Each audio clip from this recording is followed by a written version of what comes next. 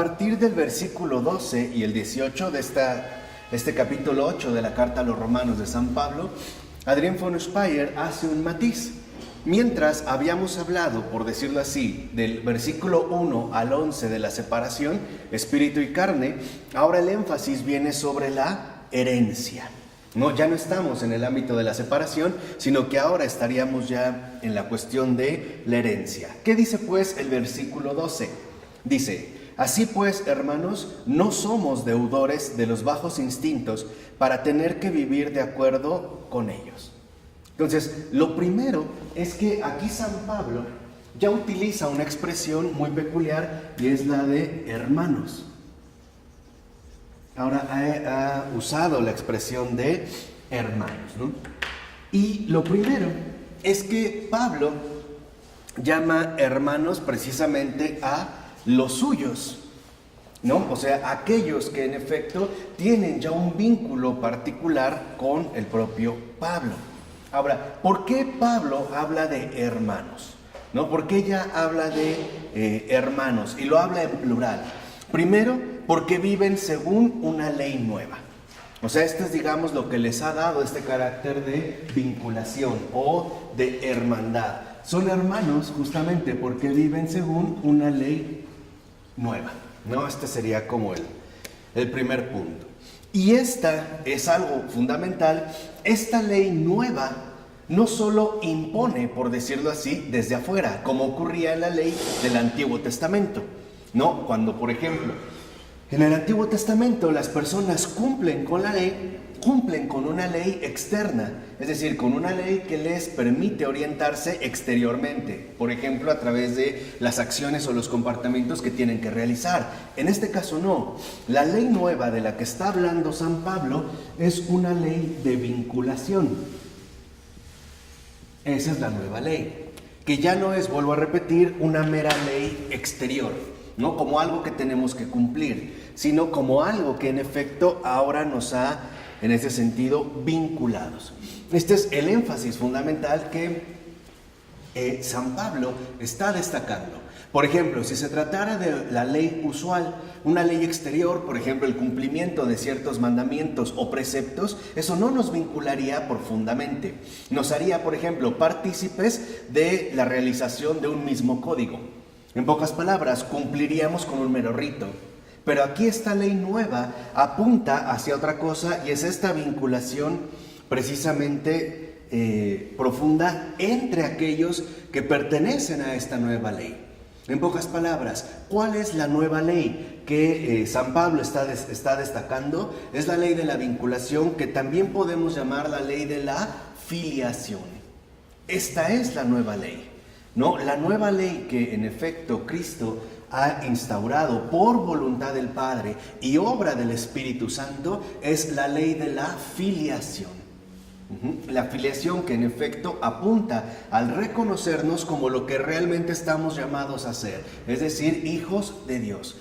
De tal forma que entonces en esta nueva ley, por ejemplo, la ley ya de Cristo, o la ley del Espíritu, no solo se nos invita a cumplir ciertos preceptos exteriormente, no, se nos invita realmente a recibir esta nueva ley para que seamos verdaderamente lo que estamos llamados a encarnar, es decir, en este caso, a ser hijos de Dios, ¿vale? ¿Vamos bien?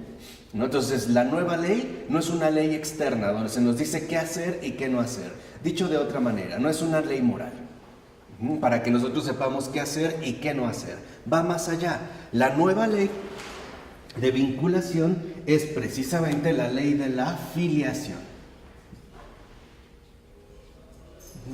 Esta sería justo en un primer momento la ley nueva, ley de la filiación, que a todos aquellos que pertenecen precisamente a esta nueva ley les da esta vinculación profunda que les permite ser considerados entre sí como hermanos, ¿no? De tal forma que no solo es una hermandad simbólica, como aquellos que sabemos abundan en este mundo, ¿no? Se pueden decir hermanos mediante una nueva hermandad externa, como pertenecer a un club o a una asociación VIP. No, aquí se trata de algo diferente, de una verdadera vinculación. Ahora, cada uno de nosotros tiene un cuerpo. Y por lo tanto, dice Adrián, conocemos la ley de la carne, de la que ya habíamos hablado en su momento. En pocas palabras, cada uno de nosotros, en efecto, ha experimentado en carne propia, en sí mismo, lo que significa ser carne y ser atraído por la carne. Cada uno de nosotros, en efecto, lo ha experimentado. De tal manera que podemos ver, en efecto, cómo no brota de ahí ninguna vinculación duradera. Por ejemplo, puede ser que nosotros sintamos a través de la carne la necesidad de adherirnos a algo, pero que después esta misma adhesión se puede debilitar hasta llegar incluso a aburrirnos. O simple y sencillamente, como diríamos, se pasó la emoción y buscaríamos otra alternativa. En pocas palabras, aquello que nos atrae según la carne no es ni permanente, ni duradero, ni obligatorio. Pensemos, en este caso, en la cuestión sexual. Cuando una persona se atrae únicamente en la dimensión sexual, puede ser que al principio eso les resulte sumamente atractivo, según la carne, sumamente satisfactorio, según la carne. Pero incluso puede suceder que esta misma atracción o satisfacción después se transforme en una rutina seca que ya no aporta nada nuevo. Y entonces habría que buscar otro tipo de alternativas, ¿no? En este sentido, cuando nos vemos atraídos por la carne. Aquí lo que vemos es que hay en este sentido, ¿no?, en todo cristiano, un cambio determinante. ¿Cuál es? Que para el cristiano la carne simple y sencillamente no desaparece, no se aniquila, pero sí se subordina al espíritu. Dicho de otra manera, para el cristiano la carne es real, pero el espíritu también es algo real. Dijimos, no está disociado. No se trata de que aniquilemos la carne, no, porque nosotros somos carne. Lo importante es que ahora aparece un contrapeso. Este contrapeso precisamente es el espíritu. Vamos a esta misma cuestión, por ejemplo, sexual, donde es como más fácil de mencionar. Una cosa es buscar la mera autosatisfacción a través de la actividad sexual, y otra cosa es reconocer en la actividad sexual y a través de la actividad sexual un propósito mucho mayor, como la entrega a otra persona, no solo física, sino humana. Es decir, también a un nivel, en este sentido, espiritual. El saberse dado por completo y también recibido por alguien más. Esto quiere decir que entonces, aunque el acto sexual en sí sigue siendo, ¿no?, físico, posee una dimensión más amplia, más profunda que la situación meramente física. Entonces, lo que vemos aquí es que se establece pues un contrapeso. Este contrapeso, que es el espíritu, precisamente es lo que va como a limitar el peso que ha impuesto la carne, la cual ha sido justamente reprobada a causa del pecado. Y que de hecho sabemos que este pecado, ¿no?, ha sido condenado por el Padre en la carne del Hijo. Es lo que nosotros habíamos dicho. Por eso el Hijo va a ser literalmente masacrado. No va a ser literalmente en carne tan destruido. Por eso pensamos en la corona de espinas, en los azotes, ¿no?, en la crucifixión, los escupitajos, las bofetadas, los raspones, los moretones. ¿Por qué todo eso pasó? Todo eso pasó porque el Padre está condenando todo el pecado en la carne, porque esa es la tendencia de la carne. En pocas palabras, la carne, como esta tendencia a la autoafirmación, lo que hace es en efecto volverse cómplice del pecado, porque la carne solo piensa en sí misma, en satisfacerse a sí misma. En cambio, el espíritu, que es el contrapeso, digamos la oposición, lo que hace es abrirnos más allá de nosotros y mostrarnos la verdadera dimensión de la verdad y por lo tanto también de la vida. Por ello, en la carne, digamos que o el pecado que es adherido en la carne va a ser condenado y aniquilado en el cuerpo de Jesús, porque también es una realidad concreta. No sé si me explico, más o menos. Otra pregunta. ¿Puede uno pecar con su espíritu ser humano pecar con su espíritu o nada más con la carne de pecados? No, también hay un pecado de espíritu. ¿Cómo? Por ejemplo, claro, la dimensión más obvia es en la carne, pero también se puede pecar con el espíritu. Por ejemplo, negándose a reconocer que ese espíritu no es autosuficiente o creyendo hacer del propio espíritu algo único y absoluto. También sí se puede. Por ejemplo. O la soberbia o la arrogancia. Pensando, por ejemplo, que en mi interioridad o en mi capacidad espiritual estoy rigiendo yo mismo o no tengo que ver nada con un plano trascendente. Ahí también hay un pecado de espíritu, ¿no? Digamos, en este sentido negado. Lo que aquí sí importa, y es esto fundamental, es que el pecado, ¿no?, que es condenado por el Padre en la carne del Hijo, precisamente lo hace para que en cada creyente el Espíritu asuma el lugar que le corresponde. Dicho de otra manera, el Padre no ha querido que nuestra propia carne padezca la condenación de nuestros pecados. No ha querido eso para nosotros. Por eso es la expiación de Cristo. Lo que Él ha querido es que sea el Hijo el que, en pocas palabras, sufra por cada uno de nosotros la condenación del pecado en carne propia. Esa es la expiación. Por eso Jesús va a ser, les vuelvo a repetir, no literalmente destruido en su carne, al grado de que será también traspasado, ¿no? Las manos, los pies y el costado. Entonces lo que vemos es que la expiación tiene un significado muy concreto.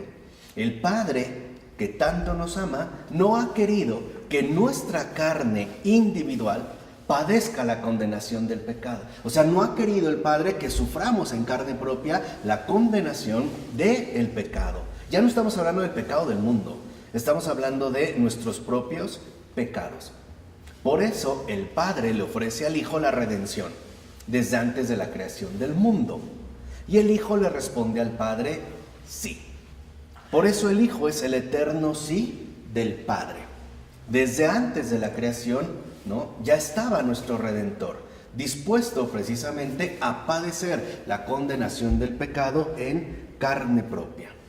Ahora, esto no significa disolución, significa que se ha llevado a cabo un contrapeso que tiene que ver más bien con una renuncia. ¿Por qué? Porque la renuncia a la carne no significa, vuelvo a repetir, que vamos a acceder a un nivel puramente espiritual, porque nosotros no somos eso. Nosotros no somos puros espíritus. Más bien significa que ahora nuestra renuncia más bien apunta a una dimensión liberadora o fructífera de exaltación del espíritu.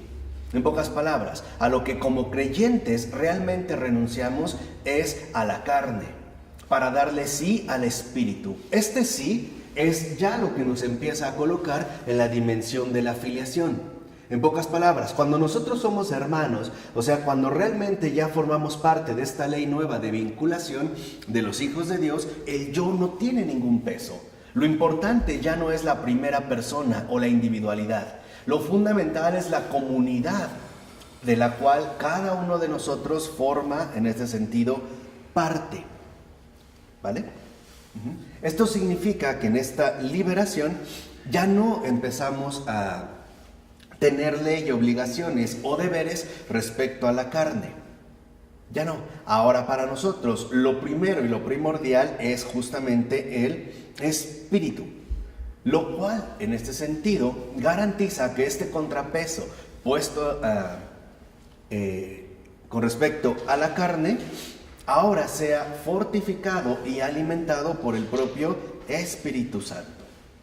En pocas palabras, esta ley nueva lo que ha hecho es darnos cuenta o hacernos ver y experimentar que lo primero no es mi propia individualidad, mi propia autoafirmación, no hay un yo, sino que lo fundamental es esta dimensión de hermanos, donde, y afortunadamente en castellano sí lo podemos expresar de esta manera, una filiación que se traduce en nos otros, o sea, en la verdadera comunidad.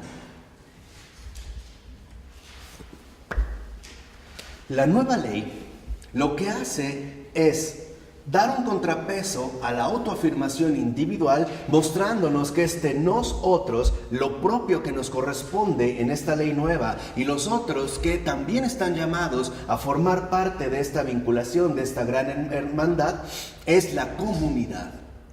Es, por así decirlo, ¿no?, la lucha entre lo singular y lo plural, entre lo individual y la totalidad. Entre el yo, precisamente limitado, aislado, según la tendencia de su carne, y las exigencias de comunidad que Dios mismo posee y que Dios mismo en ese sentido nos quiere transmitir. Entonces, lo importante es que cuando Pablo ya dice hermanos, en este versículo 12, apelando a esta ley nueva, está hablando de esta comunidad amplia que no es otra más que la gran familia de los hijos de Dios.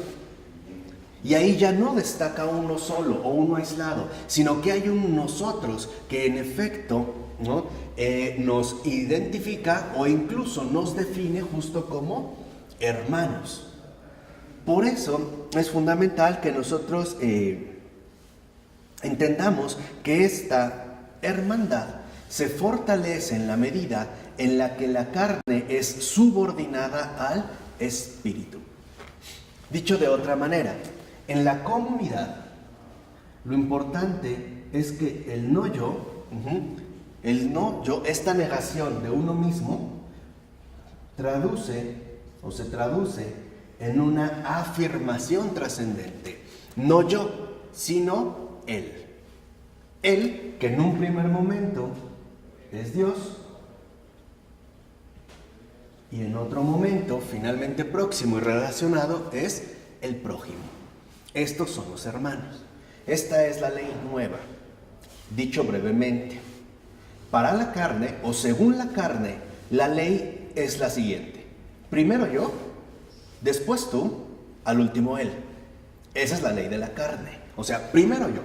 Voy a tratar, por ejemplo, de pasarla bien, ¿no? De pasármela muy bien, de tener los mayores placeres o comodidades que pueda, ¿no? Para eso he trabajado, me lo he ganado, etcétera. Para eso me he esforzado todos estos años de mi vida, bla, bla, bla. Después tú, o sea, lo voy a compartir con alguien con quien yo decida, o con el que me sienta afín, o con el que quiera compartir mis dichas y alegrías, ¿no? Mis familias, mis amigos, etcétera. Al último él, o sea, al último él como Dios, ¿no? Al último él, o sea, dándole gracias a él porque reconozco que ha sido mi esfuerzo y que por lo tanto, por ejemplo, como dijimos, es mi dinero y entonces yo lo voy a gastar con quien yo quiera y como yo quiera. Tengo derecho a hacerlo. Esa es la ley según la carne. ¿Se entiende? O sea, el énfasis es primero en uno mismo. La nueva ley, que es la ley del Espíritu, lo que hace es justamente revertir esta ley. Lo primero que dice es, no, lo primero es Él.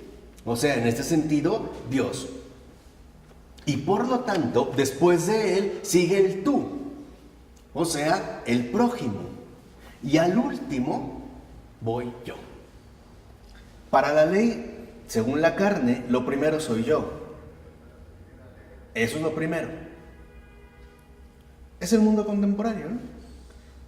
Va mediante la dinámica de consumo que nos invita siempre a mantener una autosatisfacción permanente y renovada. Es la ley del mundo del consumo. Primero tú. Después, si te sobra, pues compartes. Pero el prójimo queda relegado a un segundo plano. Lo primero eres tú. Para la nueva ley de la hermandad, de la comunidad, lo primero es Él, o sea, Dios. Lo segundo eres tú, o sea, el prójimo. Y hasta el último quedo yo. Esa es la nueva ley. Por eso va a haber, digamos, como una especie de conflicto usual entre la ley según la carne y la ley del Espíritu. Porque la carne lo que nos dice es, ve por ti. Piensen en la primera tentación en el desierto. Jesús sintió hambre y por ahí le llega el demonio. A ver, si de verdad eres el Hijo de Dios, dile a estas piedras que se conviertan en pan. O sea, satisface tus necesidades. Colócate tú en primer lugar. Y conste que está hablando de una necesidad radical, como es el comer. Y no obstante, Jesús se repone diciendo, no solo de pan vive el hombre, sino de toda palabra que sale de la boca de Dios. En síntesis, lo que dice Jesús es, no, siempre y bajo cualquier circunstancia, lo primero es Dios. Eso es lo primero. Lo segundo eres tú, o sea, el prójimo. Al último quedaré yo. Ese es el contrapeso de esta nueva ley. ¿Vamos bien? ¿Ahora sí quedó claro esta contraposición? Por eso en el versículo 13, San Pablo dice, porque si vivís según los bajos instintos, moriréis. Pero si conforme al Espíritu dais muerte a las acciones carnales, viviréis. Aquí San Pablo entonces está haciendo un contraste entre la ley según la carne y esta nueva ley del Espíritu. ¿Qué significa en el caso de nosotros? Significan dos cosas para empezar. Primero, cuerpo y muerte van unidos. Cuerpo y muerte van unidos. Querámoslo o no querámoslo, vamos a morir.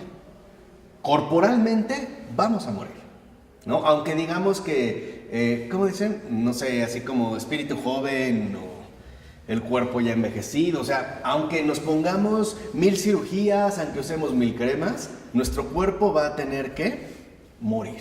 Esto es indiscutible. Aunque nos sintamos muy vigorosos interiormente, el cuerpo va a morir. Entonces, el germen de la muerte está como emboscado justamente en la carne. Esto es lo primero. Si una persona se queda en la ley según la carne y por tanto le da prioridad al cuerpo, se atasca en la muerte. Porque haga lo que haga, este cuerpo a final de cuentas va a morir. ¿Sí me explico? Esta sería, digamos, como la tendencia. Entonces dice Adrián, si un hombre vive según la carne, se sentirá afectado por esta ley. Justo por esta ley inexorable de la muerte y por la cercanía de la última hora. Piensen, por ejemplo, cuántas personas se pueden ver seriamente afectadas al darse cuenta de que su cara, por ejemplo, se está llenando de arrugas, o su cabello de canas, o su vigor físico está simple y sencillamente disminuyendo. En esta frase que puede ser terrible de decir, sí, ya estoy viejo, y es en serio, estoy envejeciendo ya, mis mejores momentos ya pasaron, ¿no? Y empezamos a presentir la cercanía devoradora de la muerte. En pocas palabras, el hombre que vive según la carne o la ley de la carne siempre se mantiene bajo la certeza de la muerte próxima. Experimenta o se concentra en el deterioro que va experimentando en sí mismo. En este caso, sí, o sea, el hombre que se centra o se concentra únicamente en la ley según la carne, adquiere la certeza de la muerte próxima. Eso es lo que va a experimentar. Si vive únicamente según la carne, se va a adquirir cada vez más la dolorosa certeza de la muerte próxima, la caducidad de su propia carne. O sea, experimenta y no puede evitar darse cuenta cómo su cuerpo hacia allá se encamina. Por ejemplo, podemos ver que una persona se haya hecho 1000 cirugías y aparentemente se ve joven. Pero esta apariencia de juventud no logra sustituir la verdadera condición mortal de su dimensión corporal. En este caso, vamos a decirlo así, de su cuerpo, ¿no? O sea, aunque tenga una apariencia, finalmente es un anciano o una anciana. Por muy joven quizá que se pueda ver en algún primer momento. Dice, por eso, si esta persona va adquiriendo la certeza de la muerte próxima, va a procurar sacar todo el placer y satisfacción posibles. O sea, de que se lo coman los gusanos, pues que se lo coman los humanos. Entonces, antes de que envejezca más, pues voy a aprovechar para hacer esto, darme mis últimos placeres, voy a comer lo que más me gusta, o beber, o disfrutar, etcétera, etcétera, etcétera, ¿no? Porque empezamos a experimentar, como dice Adrián von Speyer, esta certeza de la muerte próxima. Dice, ¿qué ocurre? Pues que la muerte todavía cobra más poder. Porque mientras más se afana en disfrutar, más rápido se desgasta y por lo tanto más cerca estará de la muerte. Hay esta apertura, decir, bueno, claro, estoy envejeciendo, me voy abriendo al espíritu. Pero hay quienes no, hay quienes se aferran justamente a esta condición corporal, ¿no? Al cuerpo, para tratar de sacarle el mayor provecho posible mientras todavía tenga tiempo, en este sentido, mientras todavía puede. Dice, por eso lo que vemos es que cuando Pablo dice, vosotros moriréis, esto se traduce en la certeza fundamental del que está pegado a la ley según la carne. Yo soy mortal. Entonces lo que vemos es que el que está apegado justamente o el que vive según la ley de la carne está profundamente afectado por esta certeza irrefutable. Yo soy mortal.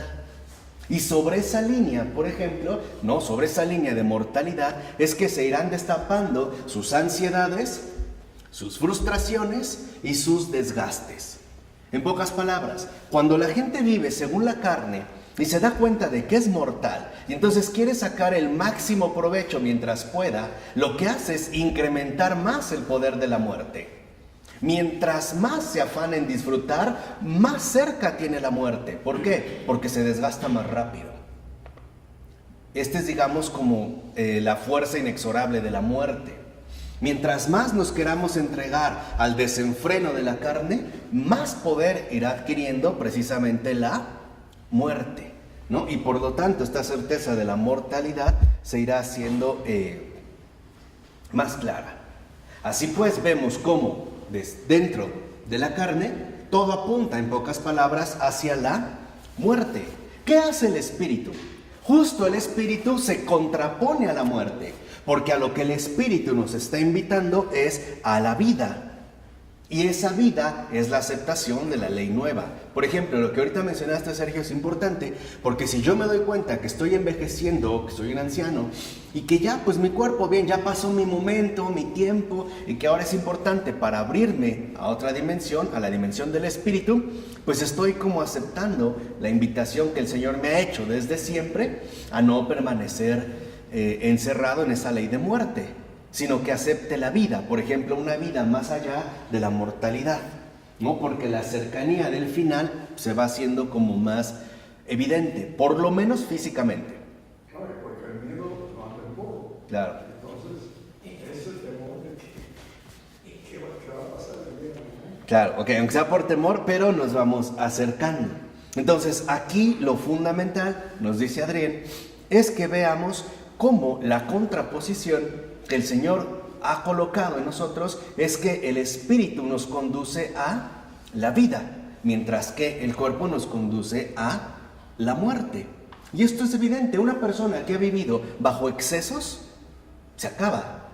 Por eso cuando vemos una persona muy acabada, decimos qué tipo de vida ha llevado, por muy joven que esté. O sea, no solo va a depender de que tenga edad, o sea, el desgaste, en pocas palabras, qué tanto se ha dejado triturar por las mandíbulas de la muerte.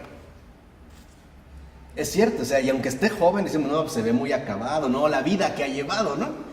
Tiene 30 y parece de 60, o 40 y parece de 90, ¿no? O sea, ¿qué tanto se ha dejado triturar justamente por las mandíbulas de la muerte?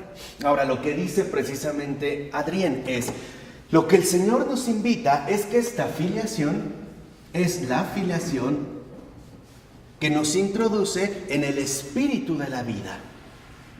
Esta es la invitación. Dice, y este espíritu no es algo impreciso que acompaña al hombre en su camino y del que puede, un poco lo que decía Sergio, ¿no? Y del que puede echar mano en ciertos momentos para procurarse ayuda o apoyo. Por ejemplo, mientras su edad avanza más o durante alguna enfermedad. Dice no, lo fundamental es que el espíritu se convierta justamente en lo más céntrico, o sea, aquello que ocupa el centro de todo lo demás. ¿Qué es esto céntrico? O sea, la vida, ¿no? Como lo céntrico. ¿Qué es esto céntrico? Que el Señor ahora nos ofrece como el contrapeso radical a la carne. Esto céntrico no es otra cosa más que el Espíritu Santo. De tal manera que esto céntrico, este Espíritu Santo, en efecto, es lo que el Señor ha colocado en cada uno de nosotros. Ha sido un don, ha sido su regalo, y esto lo veremos aquí de manera muy, muy bella. Este es uno de los grandes dones que Dios nos ha concedido a todos y cada uno de nosotros. Entonces, lo que vemos es que, por ejemplo, la carne, precisamente lo que busca al parecer es quitar al Espíritu Santo del centro, de tal manera que la carne se quiera autoafirmar como aquello único y fundamental para nuestras vidas. Por ponerlo en términos más usuales, para muchos de nosotros lo más importante es el cuerpo, no el alma. Para muchos de nosotros lo fundamental es la apariencia. ¿No lo dijo el Señor en la primera lectura de ayer del libro de Samuel? ¿No? Cuando le dice que vaya a ungir a uno de los hijos de Jesé. ¿Y qué hizo en este caso Samuel? Ve al hijo mayor y lo ve grande, fornido, y dice, sin duda, este es el que va a ungir. Y el Señor le llama la atención a Samuel. Le dice, no, este no es. Y le dice algo muy bello. No te dejes, los juicios de Dios no son los juicios de los hombres. El hombre juzga según las apariencias.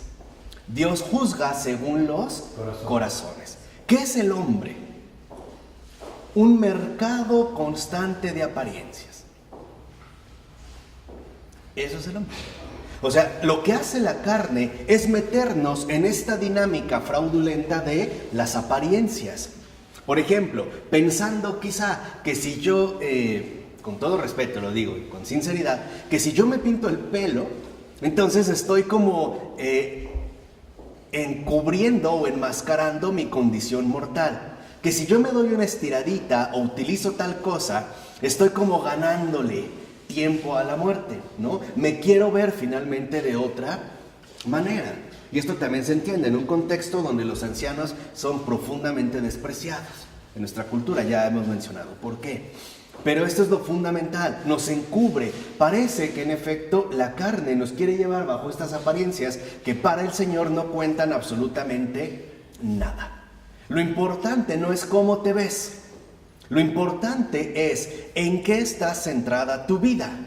Eso es lo primordial. ¿En qué está centrada? Realmente lo céntrico es el Espíritu Santo que te inspira a seguir y a realizar las cosas que son de Dios, o por el contrario, tu prioridad es justamente la carne que te lleva a derivar y a extraviarte en los laberintos insondables de la muerte. Esto es lo importante.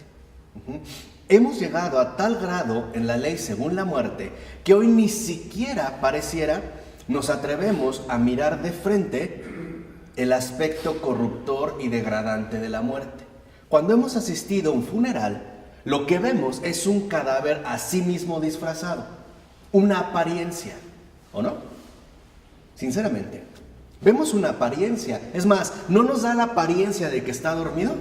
Nunca lo vemos muerto. Nadie habla de un muerto, un cadáver. Hablamos de, mira, difunto. Sí, parece que está dormidito. No se duerme, está muerto. Pero ni eso queremos. O sea, queremos justamente, ¿no?, vivir bajo esta apariencia sin darnos cuenta que lo importante o lo primordial no es la carne, sino en este caso el espíritu. ¿Sí queda claro esta diferencia? Entonces, dice Adrián, este es el don que hizo Dios a los hombres en el momento en el que le dio a su Hijo un cuerpo. En pocas palabras, ¿qué toma Jesús de la humanidad? Nuestro cuerpo, se encarna, la carne. Y a cambio, ¿qué nos dio? El Espíritu Santo. Él tomó de nosotros algo material.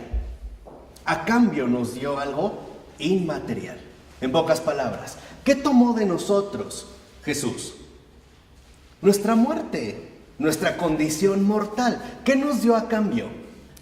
La vida. ¿Cuál vida? La vida eterna. Entonces, esta vida, que es lo céntrico, es la vida eterna. Ese es el don que Dios nos dio cuando su Hijo tomó forma humana, tomó cuerpo. Entonces lo que vemos es que este cuerpo, como dijimos, en el cual el Padre ha condenado el pecado en la carne del Hijo, lo ha condenado para que la carne ya no sea aquello fundamental en nosotros, sino el Espíritu Santo, que no es otro más que la vida eterna. ¿Qué tomó Jesús de nosotros? Un cuerpo mortal, finito, débil. ¿Qué nos dio a cambio de esta toma, de esta adquisición? ¿Qué nos dio? El don de la vida eterna. O sea, en este caso, el Espíritu Santo. Es un regalo.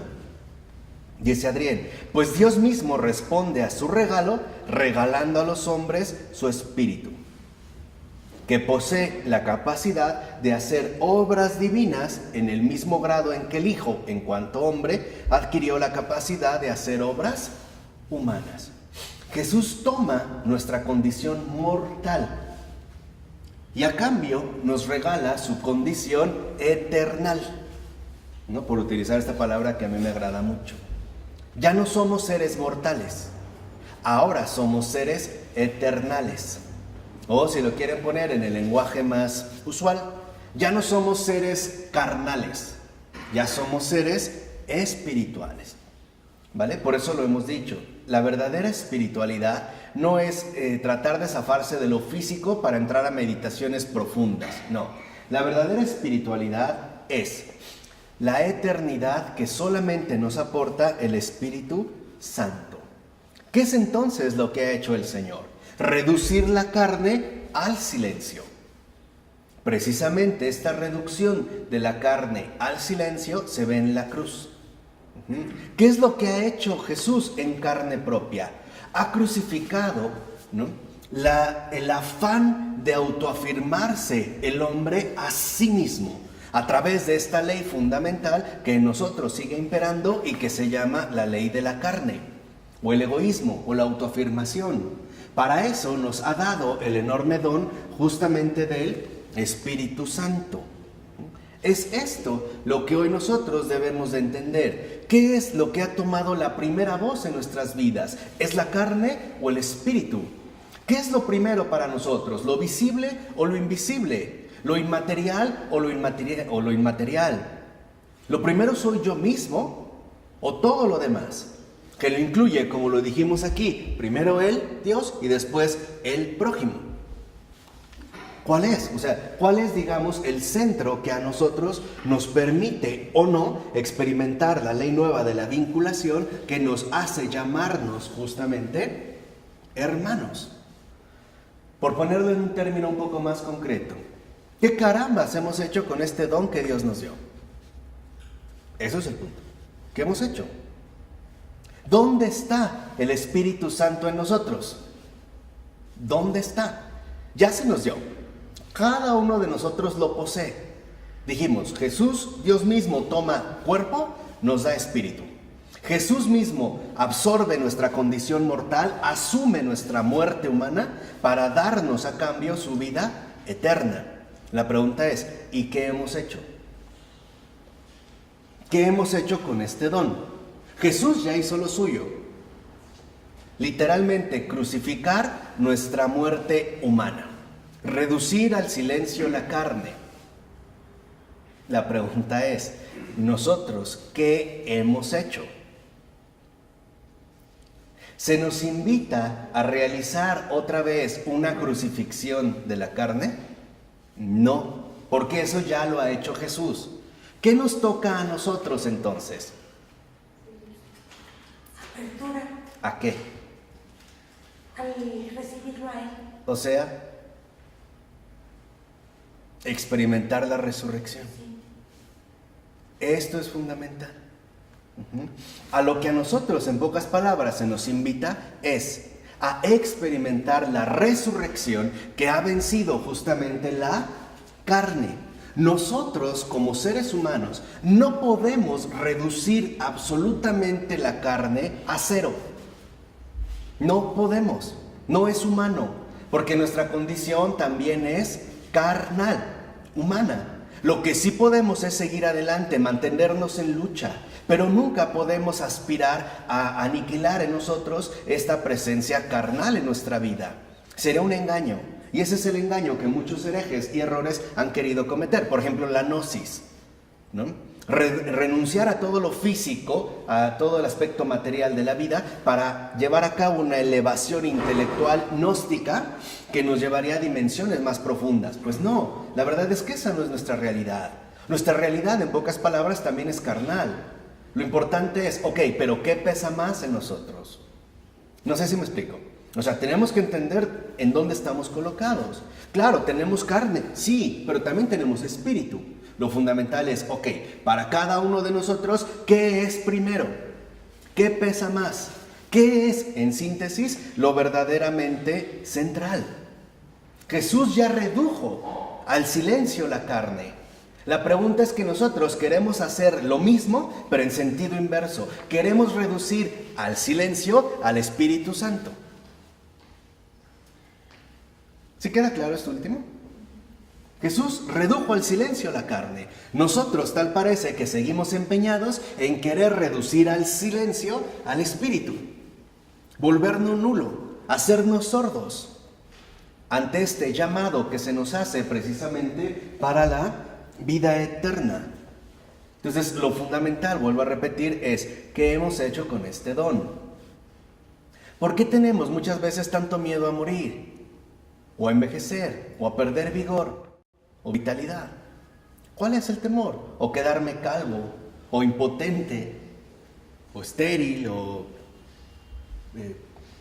paralítico, ciego.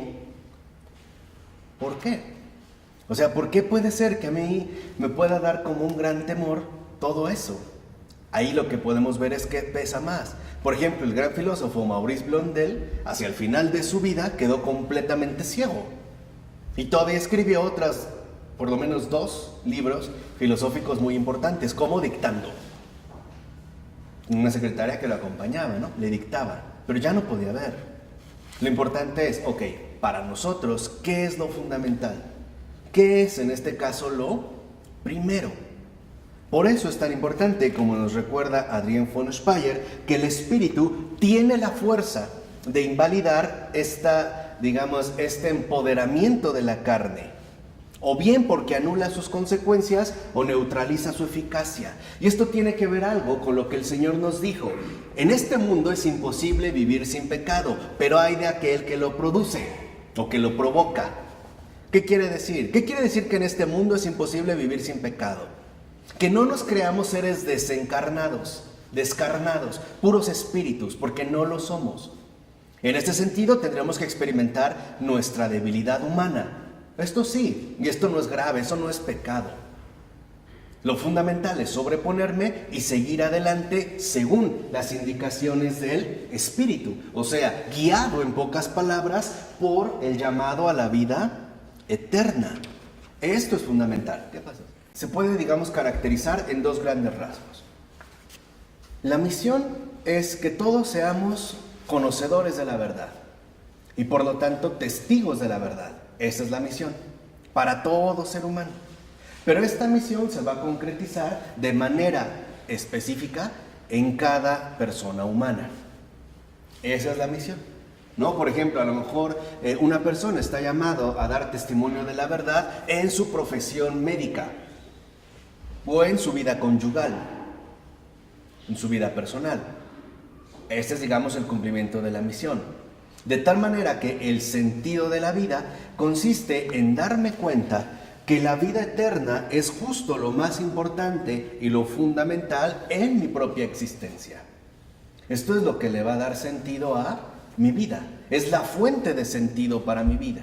De tal manera que, aunque yo experimente el desgaste de mi realidad humana o corporal, me doy cuenta que eso no es lo que tiene la última palabra en el desarrollo de mi misión, por ejemplo.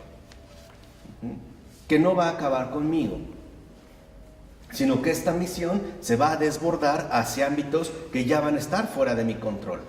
Entonces yo entro a formar parte de una misión más amplia.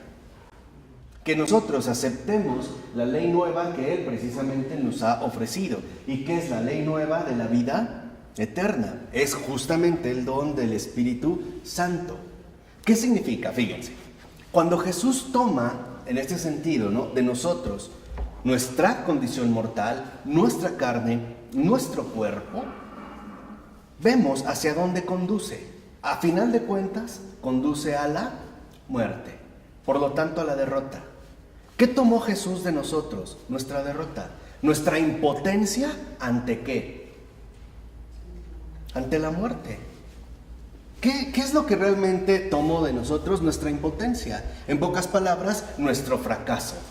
Si es cierto, en la cruz hay un fracaso, la carne ha fracasado, la carne ahí se ha manifestado como algo verdaderamente impotente, que no puede escapar ante la muerte.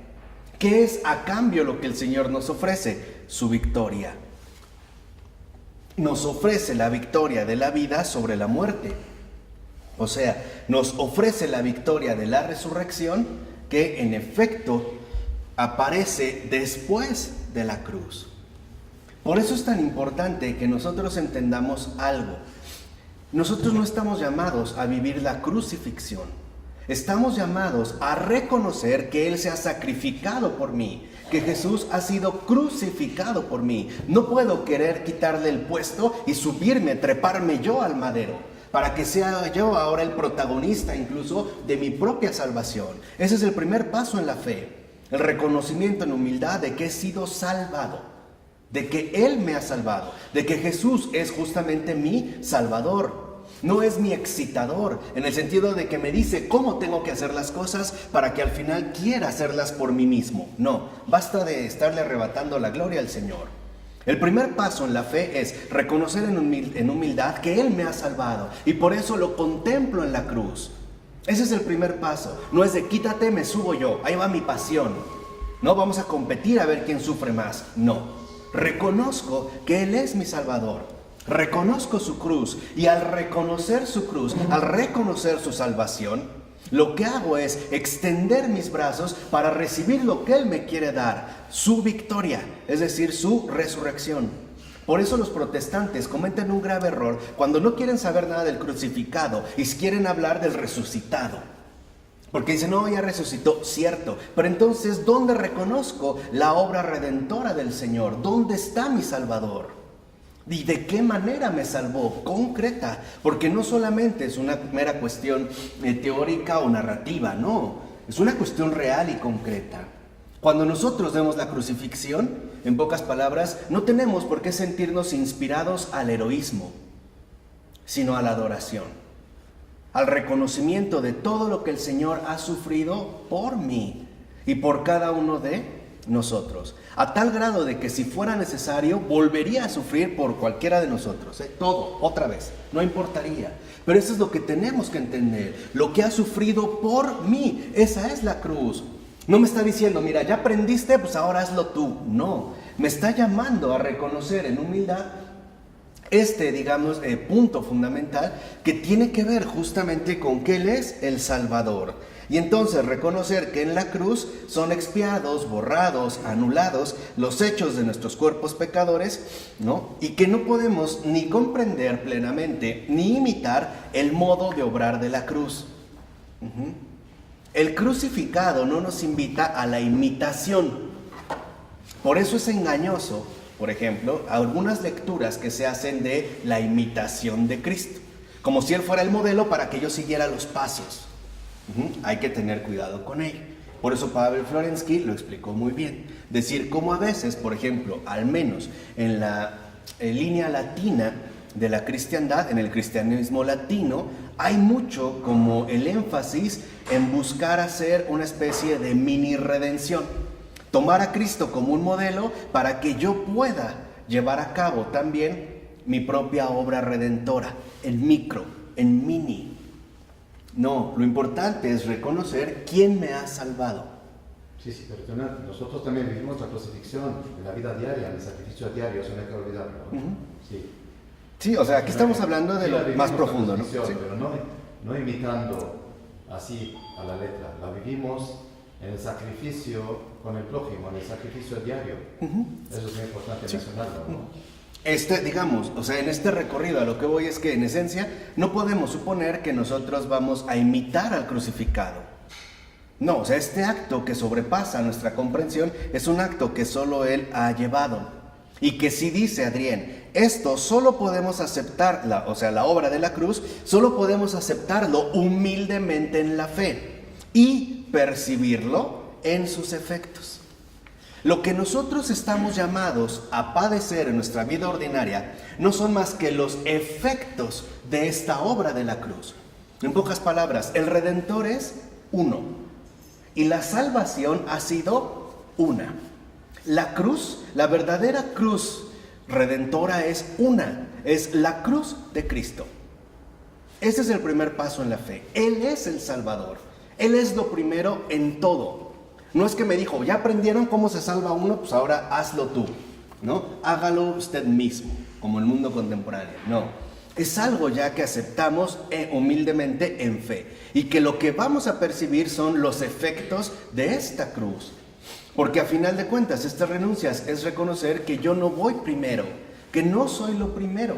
Y esto lo vamos a experimentar frecuentemente en nuestra vida según nuestra necesidad de purificación ordinaria.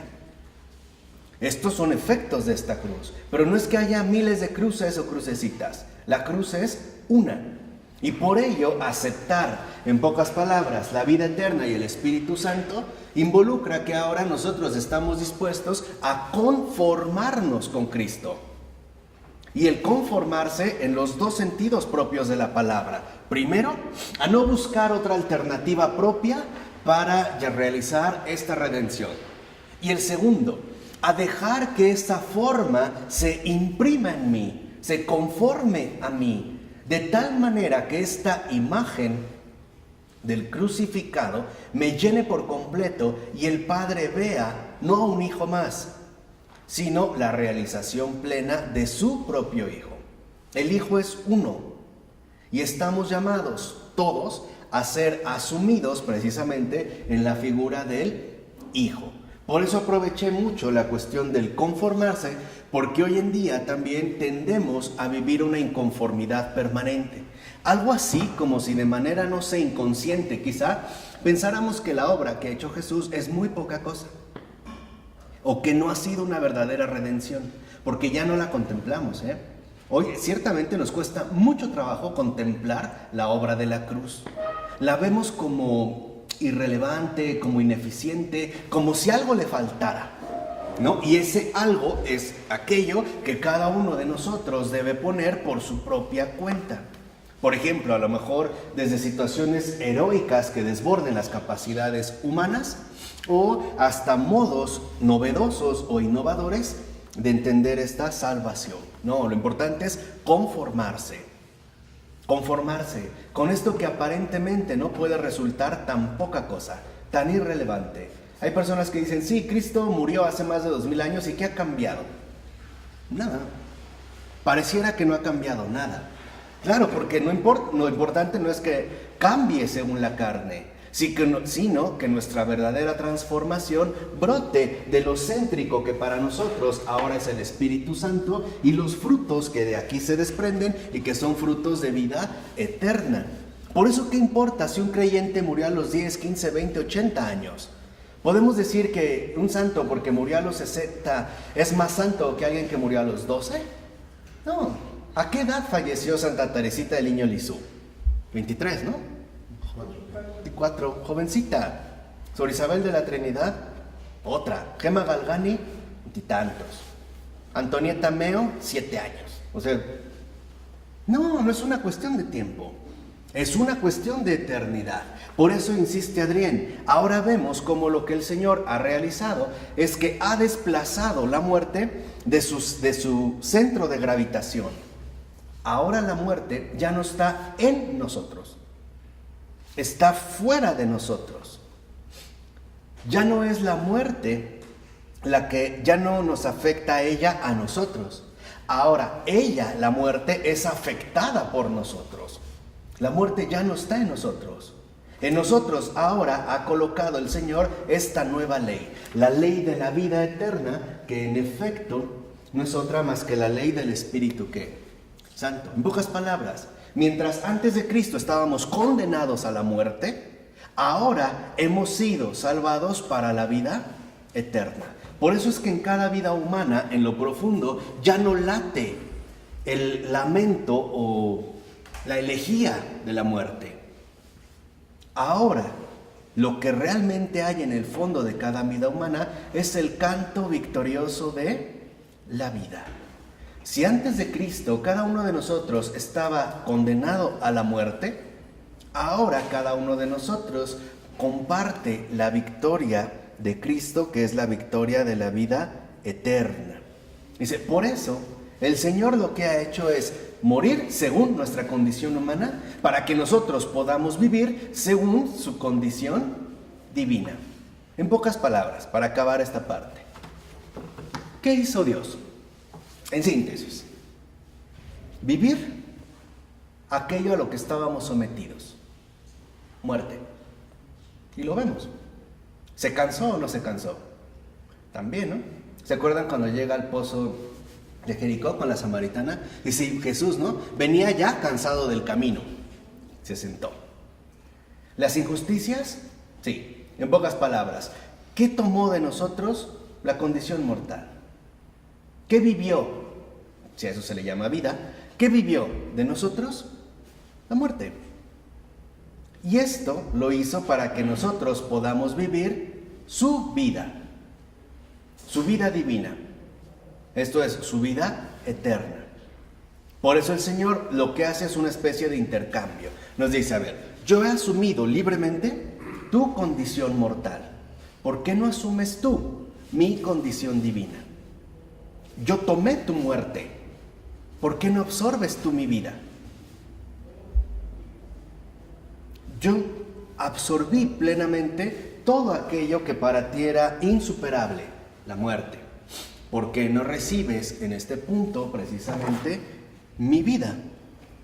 Por eso se trata de una vida de hermanos que, salvados por el Espíritu, son llamados conjuntamente a la vida. Ese es el sentido de la vida. Responder a esta llamada a la vida eterna que el Señor nos ha ofrecido a todos y cada uno de nosotros. Es el atender a este llamado. Vuelvo a repetir. ¿Qué experimentó Jesús como humano? ¿Qué fue lo más dramático que experimentó? El pecado. La muerte. El pecado que conduce ¿qué? A la muerte. ¿Qué quiere que experimentemos nosotros? La vida. Perdón, no experimentó el pecado, era sin pecado. Sino la muerte, ¿no? La muerte. Sí, el sin pecado. La muerte. ¿No? El experimentar las consecuencias de todo este pecado en carne propia, que es la muerte. ¿Qué quiere que experimentemos de nosotros? Nosotros. La vida.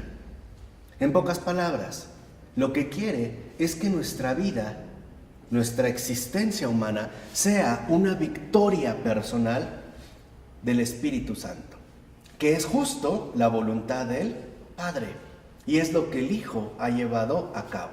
Así que ya no seguir jugándole a ser mini redentores del mundo, o de uno mismo, o de mis hijos, o de mi familia. Hay un Redentor, es Él. Aceptar humildemente la obra redentora y participar de sus efectos. Efectos que en nuestra existencia concreta se traducen en frutos de vida eterna, en palabras de vida eterna. Por eso en esta Pascua es tan fundamental que nosotros volvamos nuevamente a contemplar la obra de la cruz, el misterio de la cruz, la redención hecha por Jesucristo, que es el Redentor de todos los hombres. Si nosotros aceptamos en humildad esta redención, lo que haremos también a continuación es recibir con gratitud la vida eterna, que no es otra más que el Espíritu Santo, como el centro más profundo y auténtico de cada una de nuestras vidas. Vidas que están llamadas a formar una comunidad amplia de nosotros, donde los hermanos han sido vinculados a una ley nueva, cuya filiación los hace ser hijos del Padre, verdaderos hijos de Dios. Porque es, digamos, como la confirmación plena de la obra realizada. Es el sello definitivo de la victoria. Pero es importante que nosotros, cuando contemplemos la cruz, podamos captar esta como vinculación que hay de la cruz que nos lleva a la resurrección. Y viceversa. Cuando uno realmente contempla al resucitado, uno también contempla al crucificado. No ha sido de gratis, o sea, no es que estén desvinculadas una de otra. Lo que yo insisto es que hoy hemos perdido gran parte de los significados profundos de nuestra experiencia cristiana porque no contemplamos adecuadamente la obra de la cruz. O sea, lo vemos o bien como algo irreal, o como algo superfluo, o como algo ya pasado que carece de importancia y que nos podemos saltar sin más. Pero no entendemos que ahí está, digamos, como el acto concreto que Dios ha realizado en esta tierra. Dios mismo, siendo vida, ha experimentado la muerte. ¿Para qué? Para que nosotros mismos, siendo muerte, podamos experimentar la vida. Esto es el llamado. ¿Qué toma de nosotros? Pues nuestra condición mortal. ¿A cambio qué nos da? Su condición divina, es decir, su condición eterna. Por eso, vuelvo a insistir, es tan importante que cuando nosotros contemplemos al crucificado, veamos al Redentor del mundo. Verdaderamente el Redentor del mundo y por lo tanto también al Redentor de mi vida personal, que es Él el que ha sufrido por mí, es Él el que ha llevado a la muerte mi propia condición limitada, es Él, en pocas palabras, el que me ha salvado para que yo pueda experimentar precisamente su victoria, porque si no, pareciera que entonces nosotros vemos al crucificado o bien como con incomodidad, con miedo, o como un pretexto para llevar a cabo mis más grandes hazañas, ¿no? Como si yo pueda hacer lo que les dije, mi parodia de mini redención. No, no es esto. La cuestión es más esencial, más fundamental y más simple de lo que podamos nosotros suponer. Por eso, si el Señor tomó de nosotros carne, Él quiere que tomemos de Él su espíritu. De Él tomó nuestra muerte para que nosotros recibamos su vida. Pues que así sea. En nombre del Padre, del Hijo y del Espíritu Santo. Amén.